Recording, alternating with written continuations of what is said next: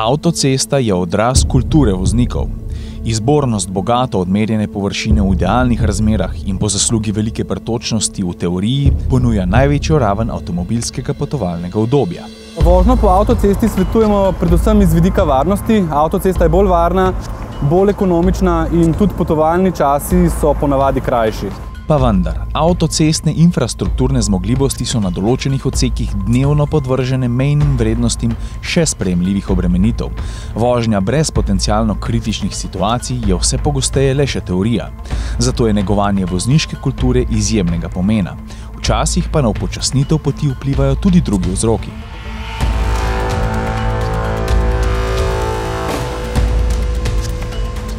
Če pride do neljubega dogodka na avtocesti, najprej v prvi fazi zavarujemo svoje življenje in življenje soudeležencev. Predvsem ostanemo mirni, vozilo varno ustavimo, si nadenemo odsevni jopič, na primerno varnostno razdaljo postavimo trikotnik in če lahko to varno storimo, se postavimo za zaščitno ogrado in od tam pokličemo asistenčni center.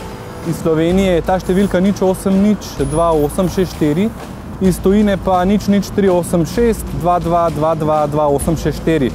Na teh številkah nudimo našim zavarovancem brezplačno pomoč, pomoč tudi ob sami prijavi škode in tudi neke druge splošne informacije. Za naše zavarovance je ta pomoč brezplačna, za druge pa pač plačljiva. Naš povprečni odzivni čas v Sloveniji je približno 30 minut, v tujini pa je ta čas nekoliko daljši, se pravi nekje do 45 minut. 1. julija 2008 je Slovenija prevzela tako imenovani vinjetni sistem. Majhna nalepka, dokaz plačane pristojbine, je pomenila dodatno obremenitev avtocestne infrastrukture. Odkar imamo v Sloveniji vinjeto, se po avtocesti vozimo veliko pogosteje kot prej. S tem pa, že po logiki sami, pogosteje prihaja tudi do različnih vozniških napetosti. Ena pogostejših, pa tudi bolj nevarnih je, da vsi tisti, ki se striktno držijo najvišje dovoljene hitrosti na avtocesti 130 km/h, postajajo ovira na cesti tistim, ki vozijo hitreje in teh ni malo. In kako ukrepati takrat, ko je z vašim vozilom vse v najlepšem redu, pa ste vseeno soočeni z neugodno, potencialno kritično situacijo, kadar vozniška kultura delno ali popolnoma odpove?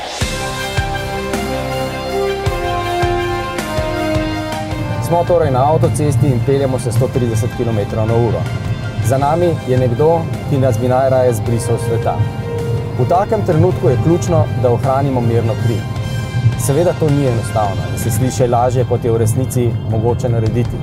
Še posebej, kadar je na cesti recimo megla, kadar je cestišče mokro ali kadar smo v predoru, je težko ohraniti mirno kri.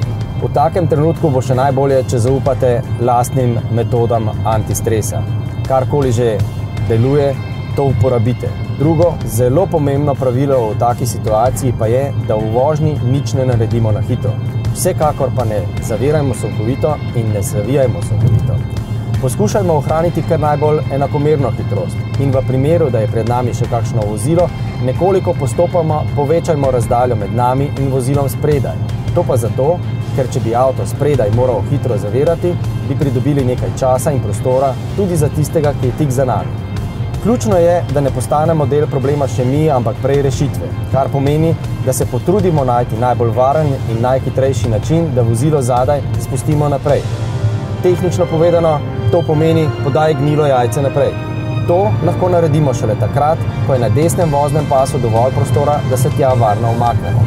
Predtem pa je treba nujno preveriti v vzvratnem ogledalu, ki je voznik, ki je vozil za nami. Ne bi bilo namreč presenečenje, če se nas vmes ne bi lotil prehitevati že po desni strani.